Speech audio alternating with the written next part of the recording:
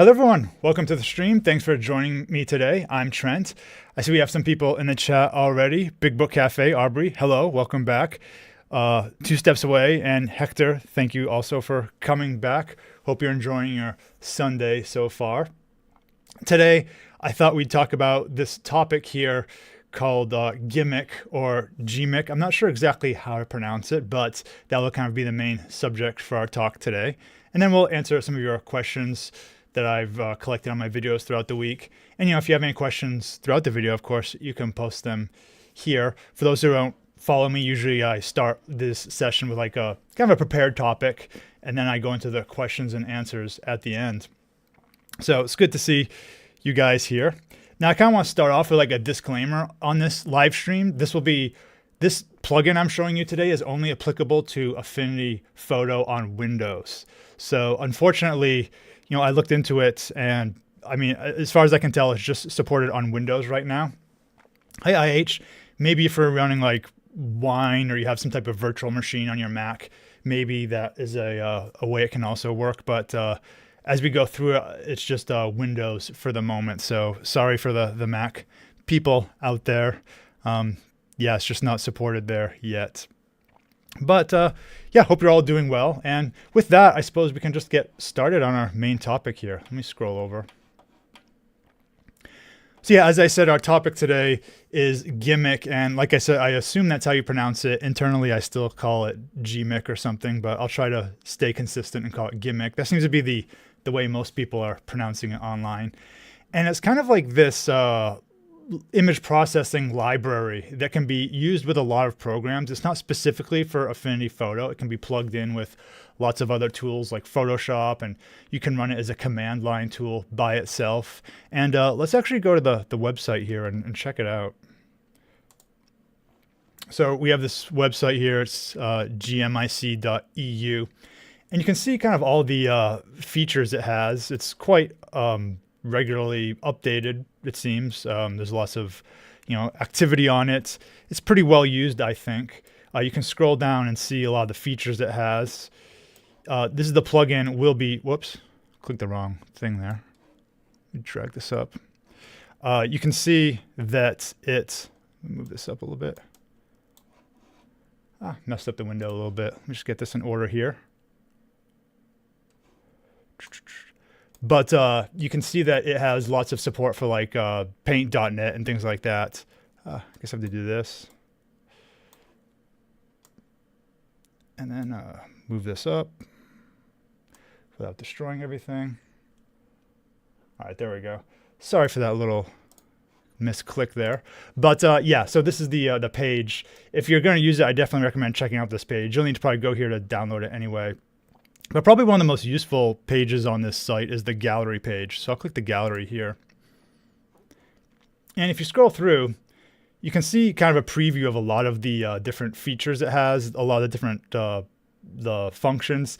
And one thing that's important to realize about this is that it's really a contribution of a lot of people, probably hundreds at this point. There's hundreds of these different options. And they've been added to this tool, this plugin, like over at least a decade. I mean, when you look at the dates on some of these things, it goes back.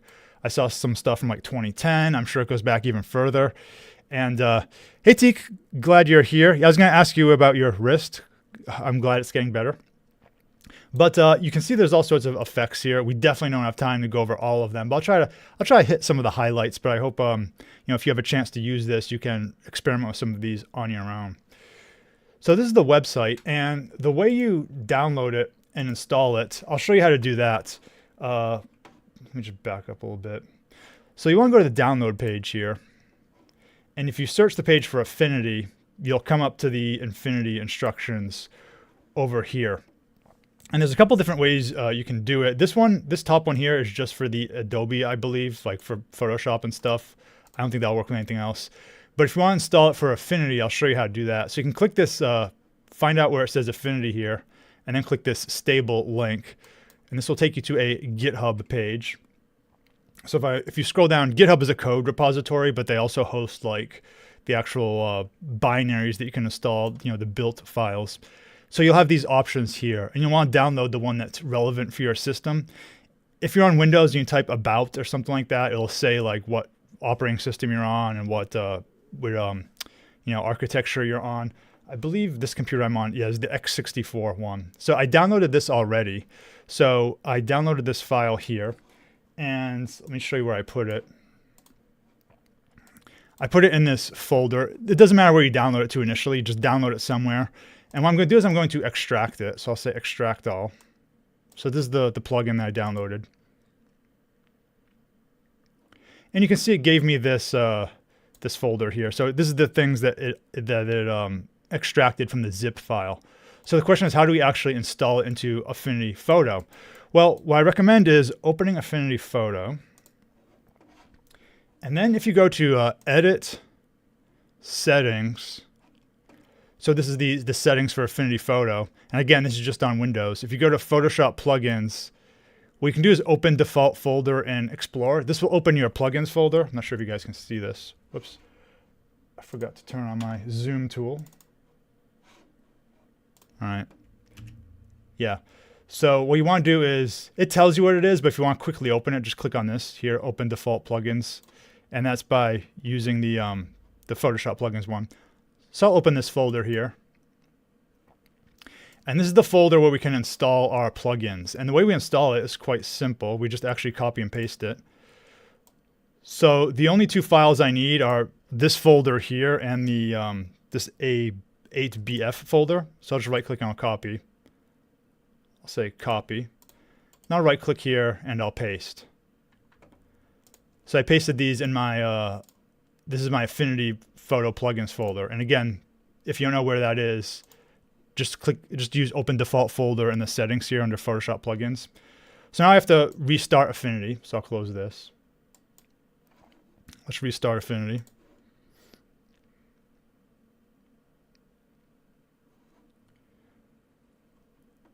And let me just create some new file for a second. I'll just create some pixel layer. And now if I go to Filters, Plugins, GMIC, now we have all these options here. So this is where you're going to see the options. So it's going to be, when you successfully install it, it'll be under Filters, Plugins, and then just follow the GMIC path. And you're going to want this one here. Okay. Now, one thing I forgot to mention in the settings, if you go to Edit, Settings, make sure also that this box is checked. Allow unknown plugins. So you need to make sure that box is checked, otherwise it's not going to work. So this is the trick to getting that going. And then we can see it's installed because it says it here. Hi Dark Child NYC. Thanks for the compliment. Glad you learned a lot of stuff from my videos. Teek, thanks for the link. So that's the installation process. And there's instructions on the website that show how to do it, but hopefully my little overview here will also help you do it. It's not that complicated. And to uninstall it, you would just go to the folder and you would just go to the Affinity Photo plugins folder and just delete these two files here, and then just reboot Affinity Photo, and then it'll be uninstalled. So I uninstalled it yesterday and I just reinstalled it now. So I'll close these. So let me close this. Now, let me open up a demo file here. Let's start with our first demo file.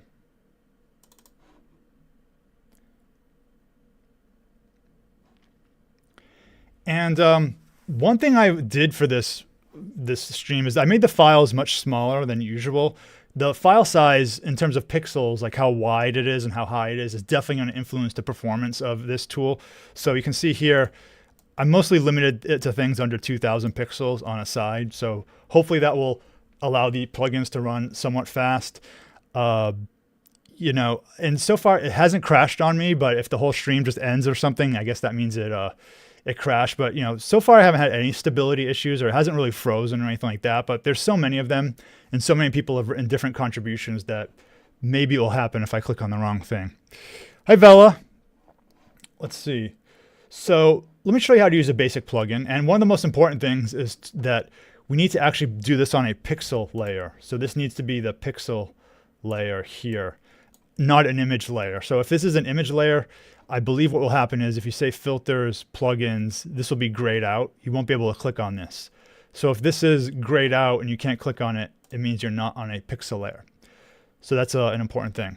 So let's after all that talk, let's actually open the thing. So I'll click this. And it's going to open in a separate window here, as the message says, eventually. So let me resize it here so it fits our screen. This is reversed from the display on my other computer. So what you can see is we have 622 filters going on here. So there's a lot of stuff that you have to choose from. And like I said, there's over a decade of just people adding stuff to this here. And what's the first one I want to look at? Let's look at arrays and tiles. I just chose this test board one. I like this one, loose photos. Let's do that one. So this kind of gives you an example here. Let me go over. So you can see this is just a random example I chose, but it gives you kind of an idea of like how this works, where over here you can see it's doing this effect of making our image look like it's loose, Polaroid photos or something like that. So it's kind of a cool effect. And you're going to kind of see over here on the right, and maybe on the left on yours, you can reverse it, the preview of what your output is. And I think I have it set a certain way. Let me see something. Yeah, you'll see this going forward. Sometimes the tool, it limits your zoom ability. You won't be able to actually zoom out as much as you want. And to do that, to actually zoom out fully, you can check settings and always enable preview zooming. I'm going to leave this unchecked. I hope if we run into that issue, I want to show you how to solve it. So let me leave that the way it is for now.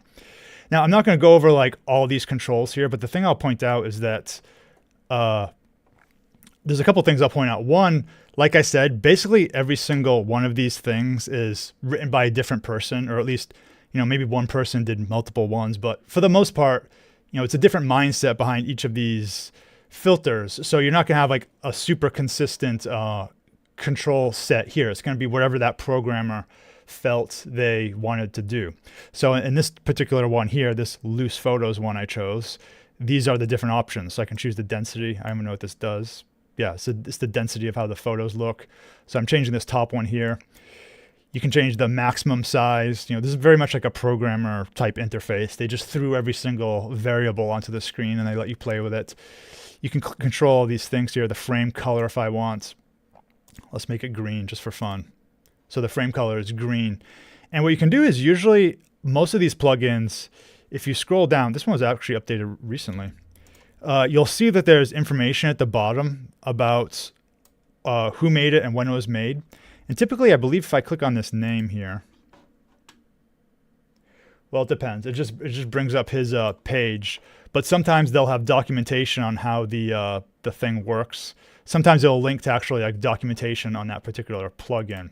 So I recommend when you're using these things, if you want to know how something works, look at the bottom here, and you'll see how it. You'll see a link which may or may not click to something that's which may or may not link to something that's actually useful for explaining how the thing works. So what I'll do is I'll click apply here. And you can see it ran fairly quickly. It shows you how quickly it takes to run something. So this one was like less than 2 seconds. Now I'll click OK. And now back on my screen here, you can see it applied that effect to my image. And the thing to notice about this is that it's actually destructive. So it wrote on my pixel layer here. So a good practice would be to make a backup copy if you want to actually preserve your original image. So I'll undo this, Control Z.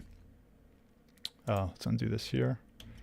Yeah, so I'll just undo that. So if I wanted to actually, if I wanted to keep my original thing, I'd press Control J, or I'd just right click on it and do duplicate, and then I would modify this one here. So let's look at another one. Let's see. So I'll go to, let me open up another file. So there are some brush ones I wanted to show you guys that were kind of interesting. So I found this one here. This kind of looks like a, an idyllic photograph. Can we add some brush effects to it? And I get this request a lot on my channel about how can I add brush effects to things. So I'll go to Plugins, Gimmick. And one of the ones we have is Artistic. So there's a lot of options here under Artistic. So let me select this one, Brushify, here. And you can see that it actually did some kind of brush effects to my image over here. So it kind of did this kind of thing. Kind of looks like, I don't know, some type of expressionist thing, or impressionist, I should say, painting. Now this shows the thing I was having, the problem I was having before. I can't actually zoom out anymore. I want to zoom out to see my whole picture, but I'm not able to do that right now. It's limited to that. It's limited to 100% size. So the way you can actually change this is you can go to settings over here. So I'm going to click settings. And then I'm going to click this here, always enable preview zooming. So I'm going to click that. And then I'll click OK. And now I can actually zoom out more. And then I can actually see my whole image. Now the reason it doesn't let you do that by default is because it might not be an accurate view when you're fully zoomed out. It gives you this warning here. If I hover over it, it says this. So the preview might be inaccurate because it's doing the preview on, I don't know if it's like a smaller version of your image just for speed purposes, but it may not look exactly the same when you actually apply the effect. But I think it's good enough to get an overview, in my opinion. Hi, Knitting Mommy.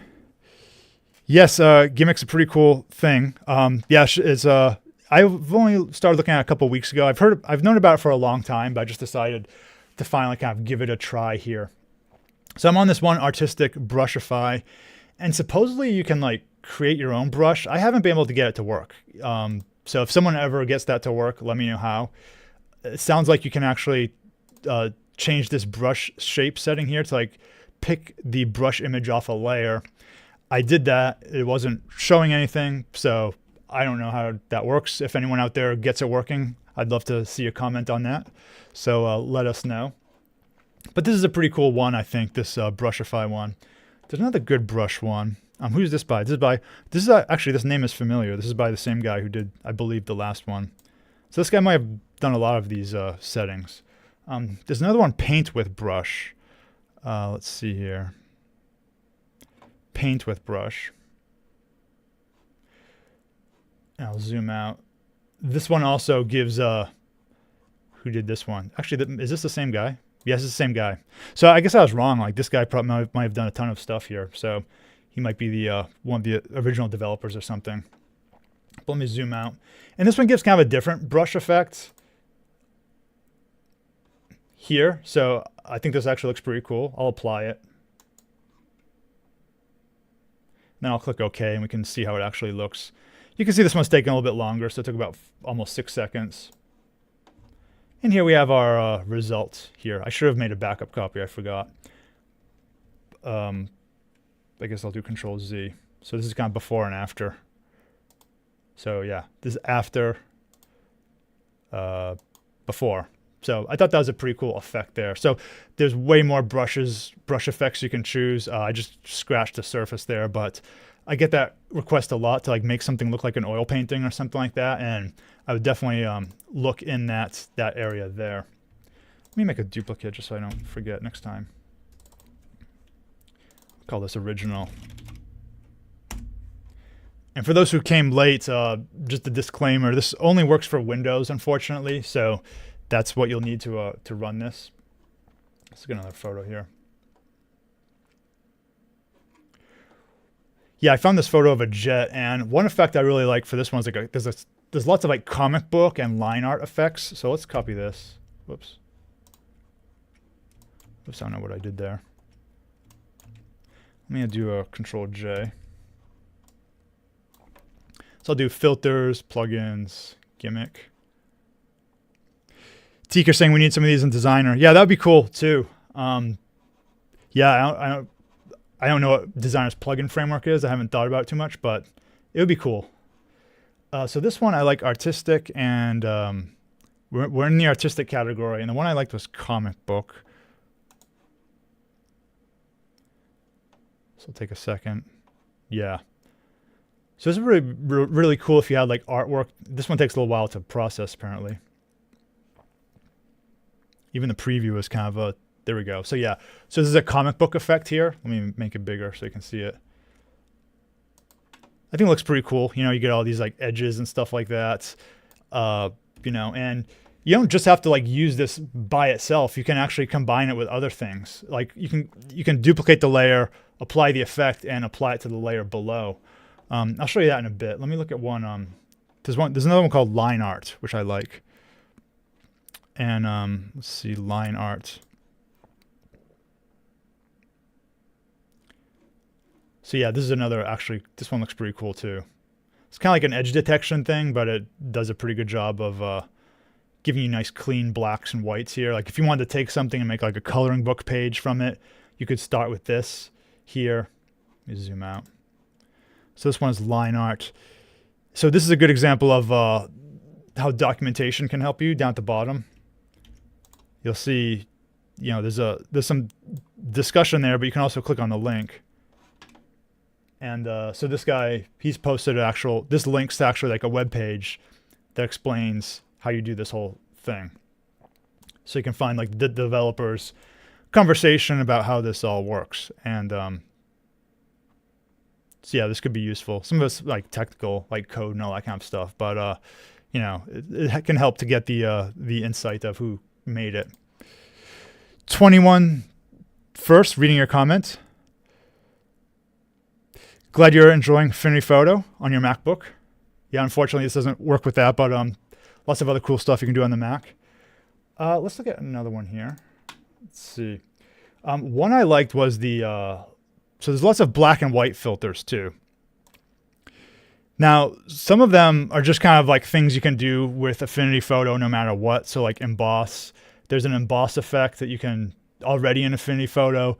Of course, a lot of this stuff like black and whites, you know, you can basically do all that in Affinity Photo itself. So, you know, you don't have to quite go through this. But again, this is it's a general purpose tool that some people might just be using on the command line to do like bulk photo editing. So a lot of this stuff is useful for them. One I kind of like is this filaments one here. And this is an example of something that could kind of be, you could use this as an effect over your image. Okay, so I'll apply this. Let me apply it. I'll say okay. So I have this like effect here, right? And like one thing I could do is, whoops, man, focus keeps going on the wrong window. So let me like create two filament layers here. So like one thing I could do is like I could make this, let's like add a gradient map to this or something. So I'll add a gradient map. If I can see it. I'll just delete this. Let's make this black. And I can make this one like some type of like blue. So it looks like lightning. And I can set this to like the screen blend mode. So if I go to screen, it looks like there's kind of like, you know, lightning going on my jet or something like that. So, you know, you could touch this up, of course, and stuff like that. But I think it's kind of a cool effect going there. Maybe I could double it if I want to get more of an effect. Maybe one of them I could like blur. So I'll do like FX Gaussian blur. So you can kind of like create some type of like cool thing like that. But this just kind of shows you like, you don't have to literally take what it gives you and just use that. You can just, you can take that thing and apply blend mode to it and put it on top of your original image or something like that.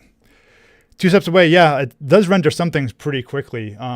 I can't remember the exact specs on this computer here, but it's fairly new. It's a fairly beefy gaming machine with good RAM. So this one performs pretty well.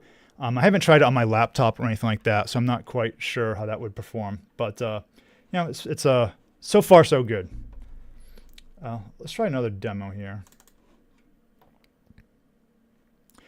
Yeah, this one I wanted to show you some of the pencil sketching ones. So let me duplicate this. Oops.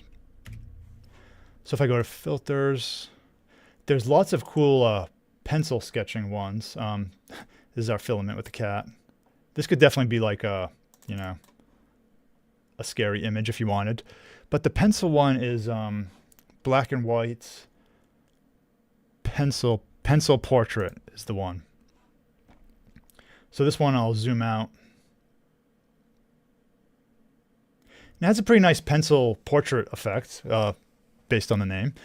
You can change like the stroke length. So the stroke length is controlled up here, so I can dial it down. This makes the strokes shorter if you want to make them like longer, so it looks like it was made with longer strokes. You could do that.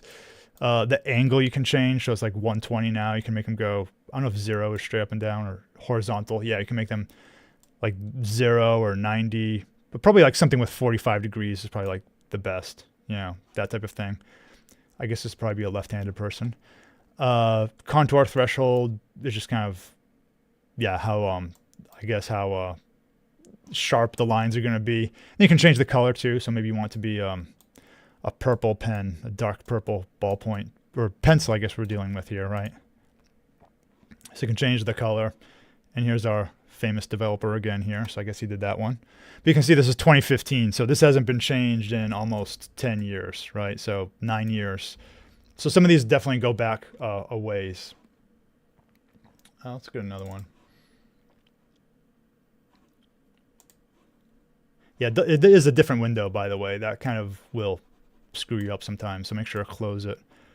So like I said, some of the options in there are already kind of features within Affinity Photo. So if you go to, for example, a lot of the color ones here, you know, a lot of these I would just use like Affinity Photo itself instead of, you know, doing the overhead of these plugins. But, so I didn't find many interesting color ones, but I didn't look at all of them. Again, there's like hundreds, but this one I didn't do too much with. The contours one, if you're into edge detection, there's tons of edge detection ones here. And, you know, we've looked at this a little bit on the streams with our high pass filter. So this is going to be a high pass filter here. That's what edge detection is. But there's all sorts of like edge detection. So you could do this, or you could use like, if you want to do like line work, I recommend more of like the comic book ones or the line art ones. They seem to be a little bit better based on what I've seen. So yeah, the contours are mostly edge detection. Let me collapse these. The ones I thought were really interesting were deformations or deformations. So textured glass is kind of a cool one. So let's do that one. Textured glass. So this one kind of has like a frosted effect or something like that. So you can change the, you know, how it looks. And again, this is something where I wouldn't use it necessarily for the whole image, but maybe you could do this for the background and then mask out your person in the middle or something like that. So again, don't think you have to use the whole thing as it is. You can play with it or just mask out parts of it and use parts of your original image too. Knitting Mommy, reading your comments.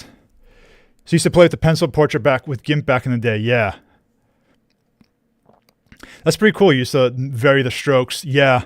I haven't used GIMP in a while, but I think my impression is this tool probably is like mostly used with GIMP.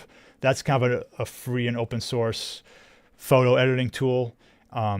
That, you know, just again, that's been around forever, probably at least 24 years, if I remember correctly. But yeah, there's a, you know, this tool works a lot well with that also. I think that's the primary use case, is like linking this with GIMP.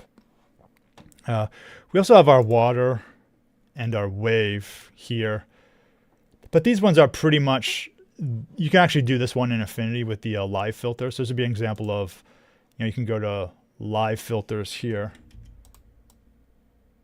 And then you could, there's a twirl, or is it, I believe it's twirl. Maybe it's not twirl, it's the ripple is the one right above it. Yeah, so this is kind of a similar effect you can do with Affinity. So I would say for some of these, I'd recommend using the Affinity feature if possible. Degradations, there was one. So degradations is another one. Kind of funny name, I thought. This one is nice for lots of like glitch effects. So the degradations one, there's lots of like glitch stuff. What's one I liked? Chromatic aberration. So that's when you kind of get that that cyan and magenta offset. So this here. So it might be a little hard to see. Let me make it extreme. So this is chromatic aberration, and it kind of simulates like an old TV or something like that. I made it really extreme, but you know, it's that kind of ghosting effect where you see the image slightly off. The channels are kind of slightly out of sync, so you're seeing that these edges here, where it's like you're getting this like cyan edge, like that there, and it just kind of looks cool. It's one of those things that used to be like a problem, and now we try to find ways to recreate it, even though it doesn't really happen anymore. CRT effects are also really cool if you're doing stuff for like you're trying to simulate like an old monitor or an old video game or something. I did CRT phosphorus here. There's the scan lines one, so I'll check scan lines. And it hasn't refreshed yet, but it will eventually. Yeah, I guess by default it doesn't look that interesting. This one's really kind of slow. I'm not sure why it's so slow. It doesn't sound like a complicated thing, but maybe it is. Let's do subpixels. Okay, so this one, yeah, this one looks exactly like, you know, an old TV or something, right? This is your old CRT monitor there. Knitting Mommy reading your comments. Yeah, I guess a lot of people started it with GIMP too. Let's get another one here. Keep going to close this window. There's some for patterns, so let me show you that. Plugins.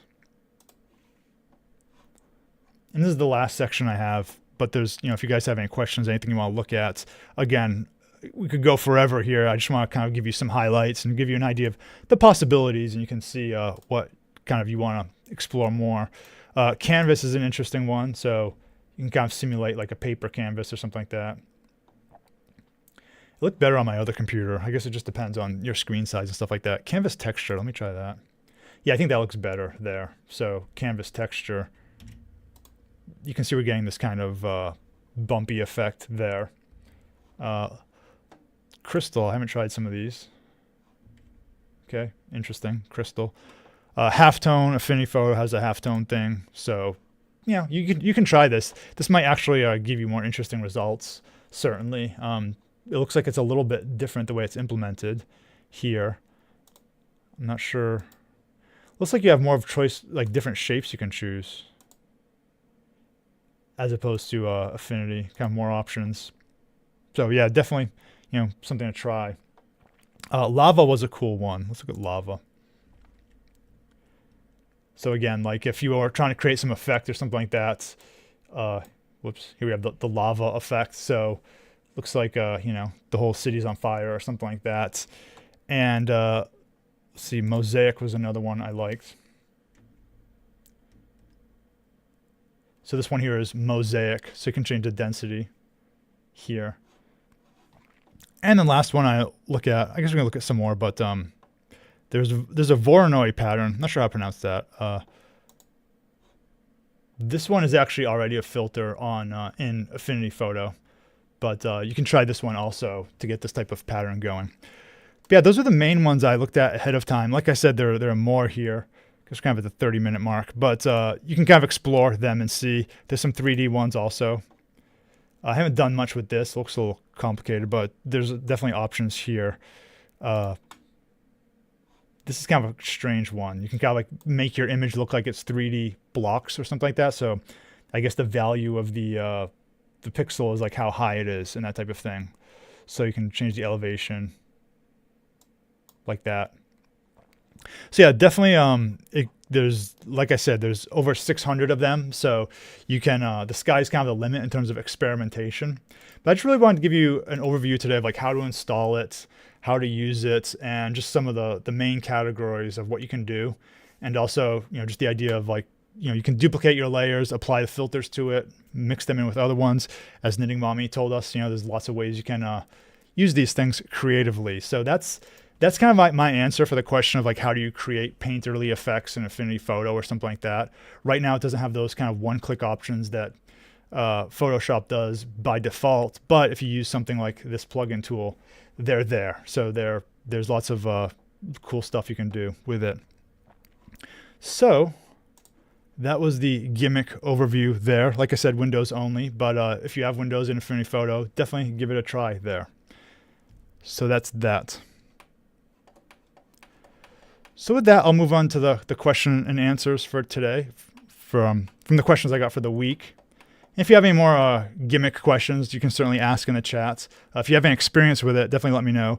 Knitting Mommy, thanks for giving me your feedback on that. I'm not sure, I can't remember if anyone else said they had used it before, but yeah, if you've used it or you're thinking of using it, let me know. I'm curious what your experience with it has been. So let's look at your questions from the week here. I got this question about one of the videos I made, and there's a couple videos where I use the refine option when selecting something and to make a better mask or a better selection. And I got this question from Bennett, who said, when you refine, there's different options for the outputs, and he gets lost on the difference. What is the differences? Yeah, so actually there is some differences. Let me open up a file here to explain that. Pac-Man, reading your question. So you're saying you're unable to get the 32-bit version working, but the 64-bit version works? Interesting. Thanks for the tip there. And also, Affinity will say the plugin is an unknown, but it seems to work fine. Okay, good to know. Thanks for sharing that. So the question about selecting and refining, first let's just look at what that means. So we're talking about the selection brush tool here. Let me close the other folders here. Just close some of them. So we're talking about this selection brush. So if I click this brush, I can select my person here. I'm just gonna make a quick selection. I know I missed some gaps there, but I'm just gonna do it the main thing. And then what happens is we can click the refine button here. Actually, let me make a backup. So I'll call this original. I don't want to do that.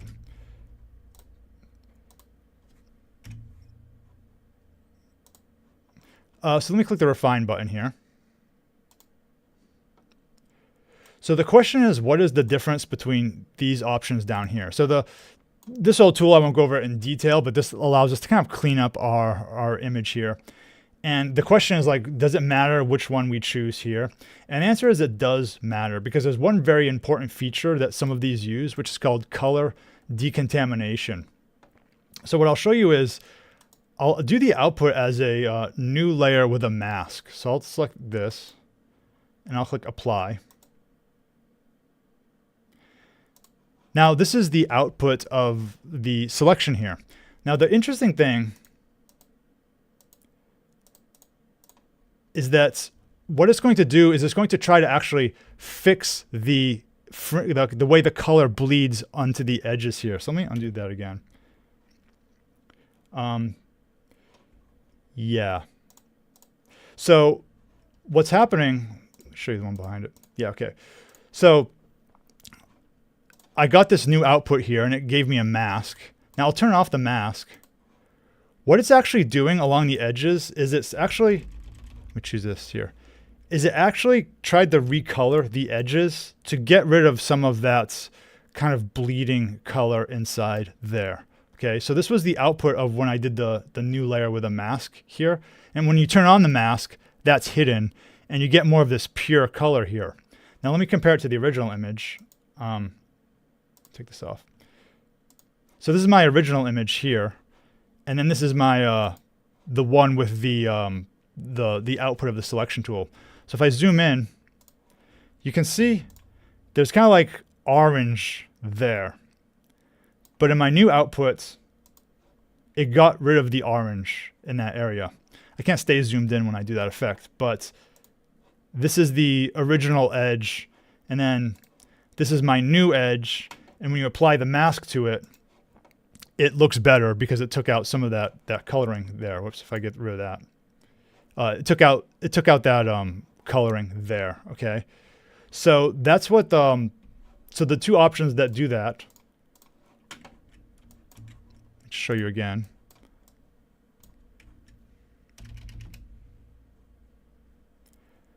Select it real quickly, and I'll show you the two options. So when you refine, these two options, new layer and new layer with mask, they're going to attempt to decontaminate the color on the edges of your selection. So that's the difference there. So there is a difference between these guys, and that's when you choose these two ones below. I'm going to make a video on this because I think it's an important topic, so keep an eye out for that. But for now, that's what I'll say, is that these two options, they are going to modify actually the color in your image on the edge to make it blend in better, or to reduce the bleed in from the surrounding area. So that's the difference between those options. So I hope that answered your question, Bennett. So I got this question about removing semi-transparent pixels, and the question is, how do you actually do that in Photo or Designer by Trafford Z? So yeah, let's look into that here. Actually, I'll just create a new file. I'll go full screen for this. Let's see. So I'll do File. Let me show the whole UI. I'll just do File, New, and it doesn't matter what kind of document we use. Let me create a pixel layer. And I'm in Affinity Designer, and I'm just using the pixel persona just so we can use like raster operations. But this will work the same in Affinity Photo. So I'm just going to select a brush, and let's do something that's soft here. So the thing we're trying to do is we're trying to figure out like how can we remove semi-transparent pixels. So I don't like that wet edges thing. Let's do this. So the thing we're trying to do. Let me show you why this is transparent. If we just add like something below it. Okay, let me go back to the pixel persona. Lock that. So this brush stroke is semi-transparent, of course. You can see kind of through the values. You can see the blue below it. How do we actually make it so we get rid of the semi-transparent pixels? Well, the way we can do that is we can use the blend options. Or actually, there's a couple ways we can do it, but the way I'll do it here is I'll use a curves adjustment instead. So I'll select the adjustments down here, adjustments, and I'm going to select curves here. So I have a couple videos on curves, and kind of the main thing is like you can kind of change the outputs.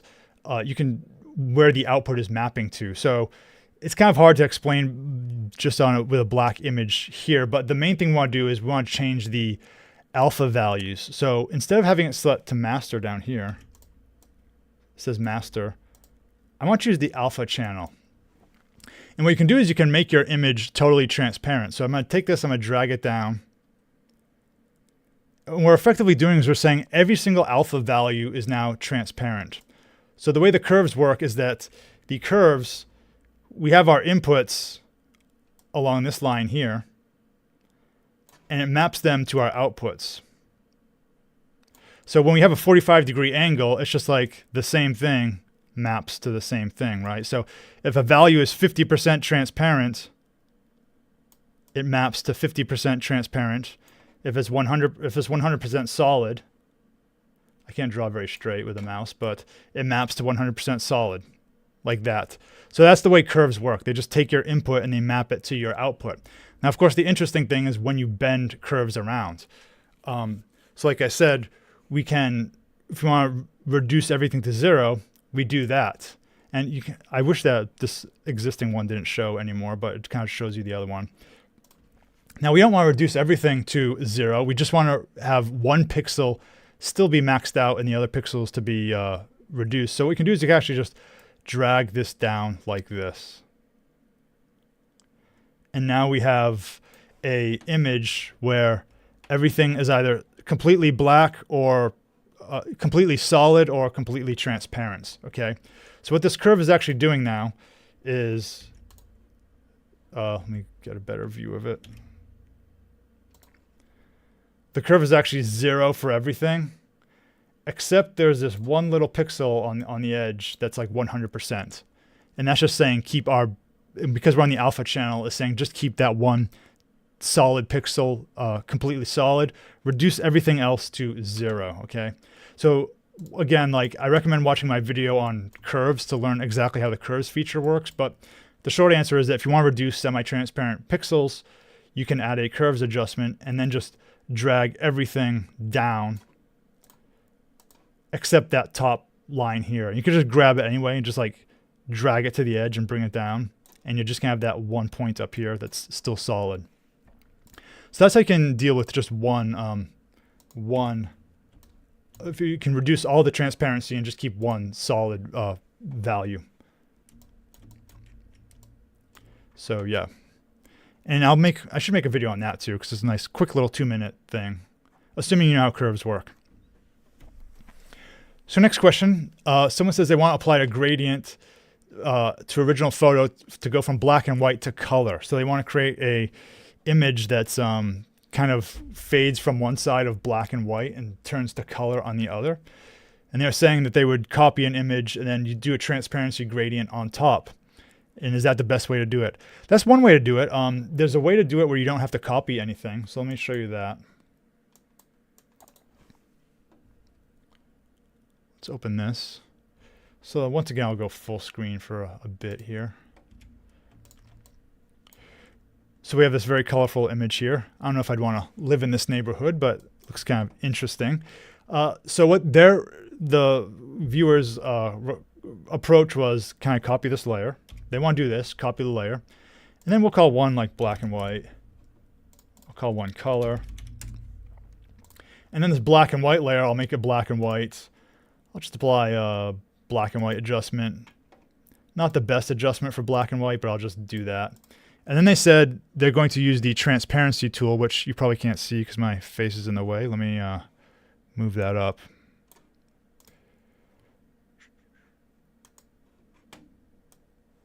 So the transparency tool is this glass here.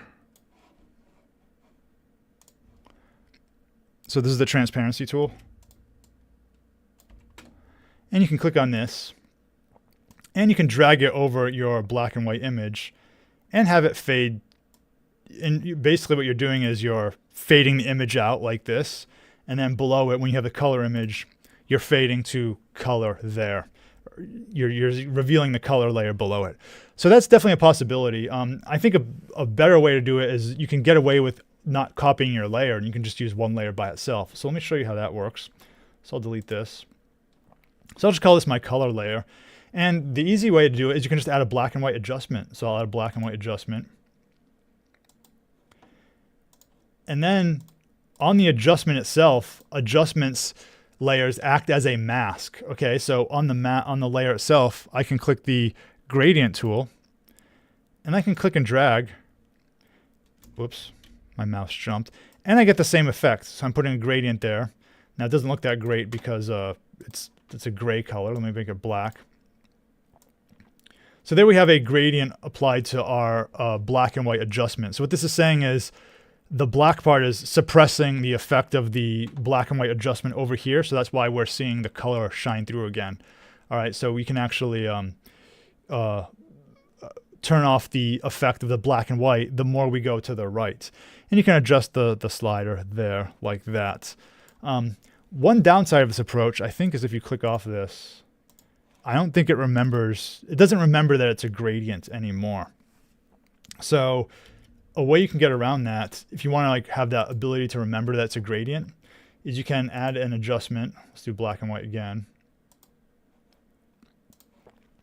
Now, one thing you may think you can try is, well, let's use a shape as a mask. So I'll make this black and white. I talked a little bit about this last week or a couple weeks ago. So this seems like it would work. So let's do that. I'll drag this and apply as a mask.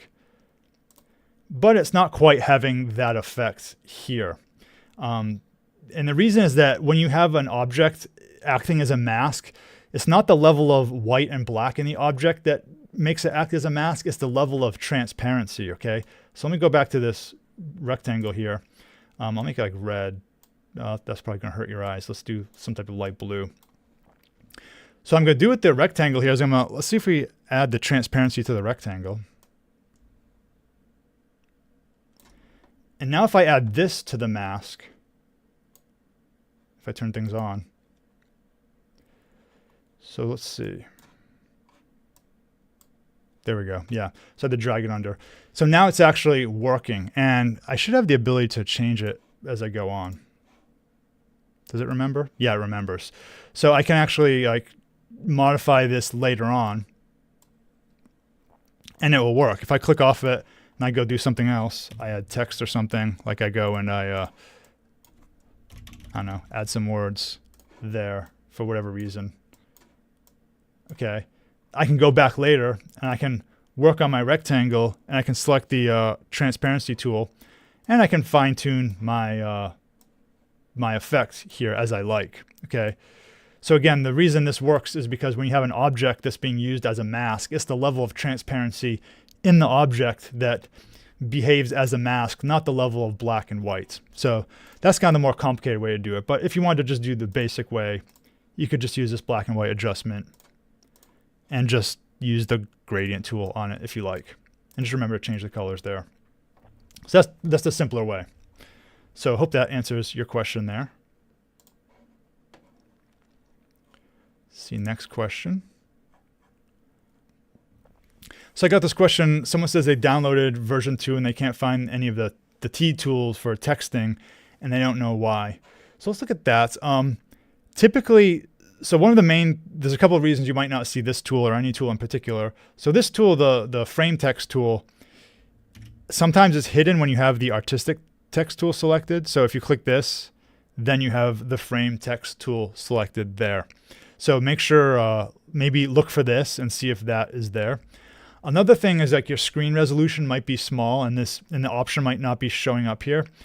If that's the case, click this button down here. That'll show you things that are being hidden. So if I click this, you can see I have a couple tools that aren't fitting on my screen. So they're down here. So that's the second thing I would recommend. And then finally, if none of that is working, view customize tools, look for it in here, and then drag it onto your toolbar over here. So those are the only three things I can think of why it wouldn't be showing. It should be there somewhere. Probably you need to click on this to see it, or that's my guess. It's probably because I think they put it there by default. It's a pretty important tool, so it should be somewhere on this left side, even if it's like hidden in this extended menu down there. So yeah, that's where I would look for things if you can't find them, or just do view customize tools to see some of the extra tools here. And last question. So I made this video about how to colorize images from black and white, and I got this question about, can you make something that's gray turn into white? And Edina Viens, breakthrough coach, is saying she's trying to do a coloring book, but it's more gray than white. Yeah, so there's a couple different ways to do that. Let's look at that question.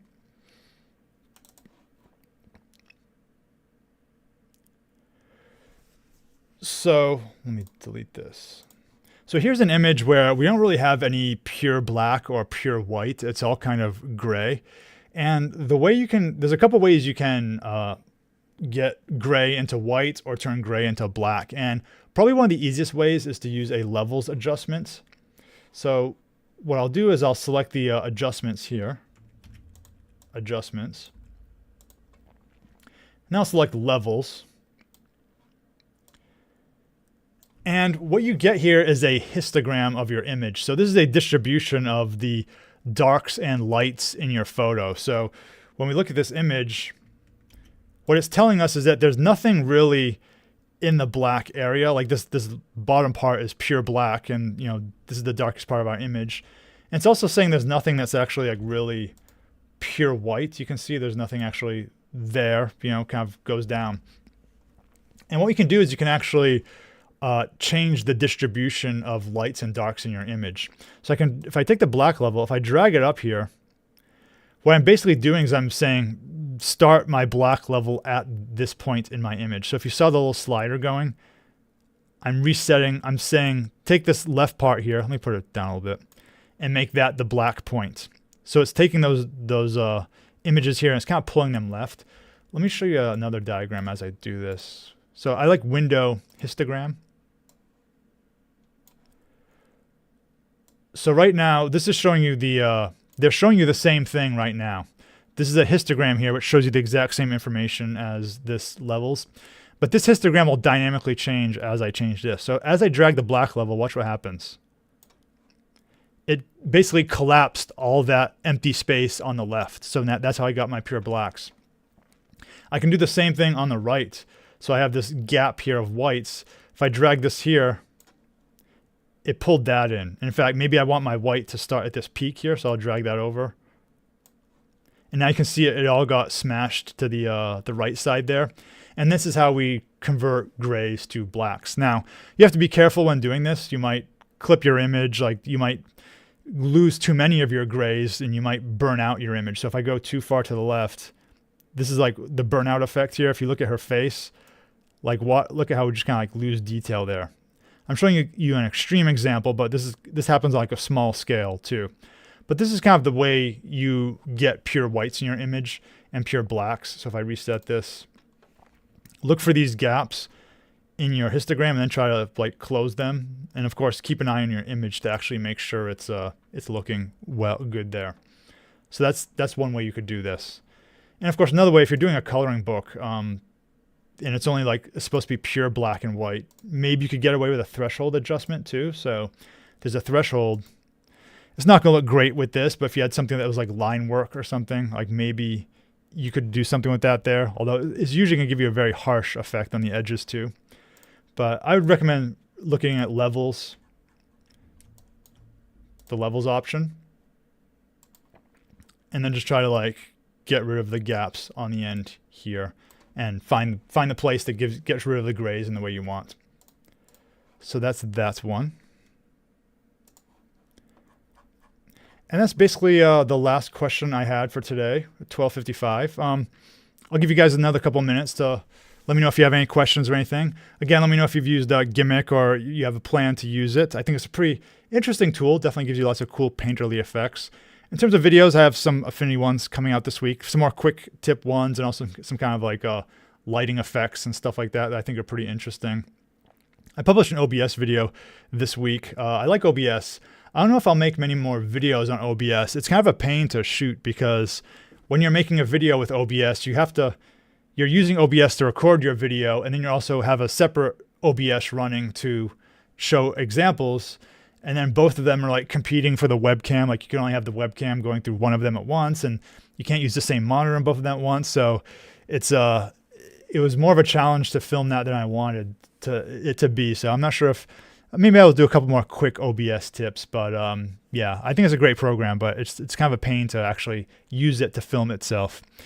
Thanks, Hector. Teak and 2 steps away. Glad it was helpful for you today. Next week I'll be here. I have a topic I'm thinking of doing, but I don't know if I'll do it next week or 2 weeks from now. It's something that requires some preparation, so still deciding what I want to do next week. If you guys have suggestions or anything or topics you'd like to see, let me know. One thing I also do is I also like to do like deeper dives into videos I've already done. Like, you know, I've done levels and curves in the past, and I've done live streams on those subjects. So sometimes I will, do a live stream just to kind of review that type of stuff. Thanks, Pac-Man CT. So stay tuned for the announcement on what the next live stream will be about in a week. So thanks everyone for coming, and hope it was useful. I'll see you next time. Enjoy the rest of your Sunday. Take care.